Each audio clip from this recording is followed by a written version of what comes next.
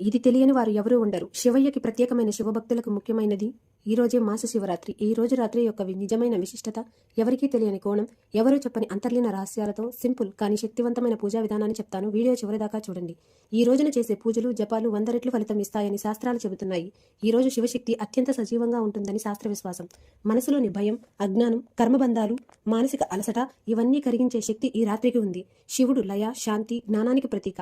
మనలో ఉన్న అహంకార అంధకారాన్ని కరిగించడానికి, మనసులోని విషాన్ని శివుడికి సమర్పించడానికి ఈ రోజు ఏర్పడింది. పురాణాల్లో చెప్పనిది కానీ శివతత్వంలో ఉన్న సత్యం ఏంటంటే, శివుడు నిశ్శబ్దంగా మనల్ని పరీక్షిస్తాడు. మన కోరికలు తగ్గాయా, మన కోపం తగ్గిందా, మన మనసు నిశ్చలమైందా అని. అందుకే ఈ రోజు పూజకి పెద్ద హడావిడి, ఖర్చు అవసరం లేదు. నిజమైన భక్తి ఉంటే చాలు. ఈ రోజు రాత్రి ఎందుకు అంత శక్తివంతంగా ఉంటుంది? మాస శివరాత్రి కృష్ణపక్ష చతుర్దశి నాడు వస్తుంది. ఈ రోజు రాత్రి చంద్రుడు అతి తక్కువ కాంతితో ఉంటాడు. చంద్రుడు మనస్కారకుడు కాబట్టి మన మనస్సు కూడా అదుపులో ఉండి అహం బలహీనపడుతుంది. అదే సమయంలో శివతత్వం ఎక్కువ అయ్యే సమయం. ఈ రాత్రి మేలుకొని ఉండడం అంటే బయట శివుడిని కాదు, మనలో ఉన్న శివుడిని మేల్కొల్పడం. ఉపవాసం అంటే పస్తులుండడం కాదు. కోపం, అబద్ధం, దూషణ వీటికి ఉపవాసం. ఇదే అసలు శివ పూజ. శివయ్య ముందు దీపం వెలిగించి ఈ ఒక్క వాక్యం మనసులో చెప్పండి. నాలో ఉన్న అంధకారాన్ని, భయాన్ని, బాధను నీకు సమర్పిస్తున్నాను తండ్రి అని. ఇది చాలు, మంత్రాల అవసరం లేదు. ఈ రోజు రాత్రి 5 నిమిషాలు మౌనంగా కూర్చోండి. ధ్యానం చెయ్యండి.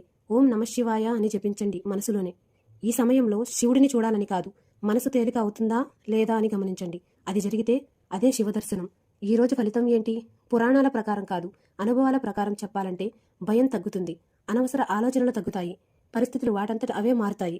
ఎందుకంటే శివుడు సమస్యలు తగ్గించేవాడు కాదు, మనల్ని బలంగా చేసేవాడు. చివరి మాట, శివుడు అంటే కోరికలు తీర్చే దేవుడు కాదు, కోరికల బంధం నుండి విడిపించేవాడు.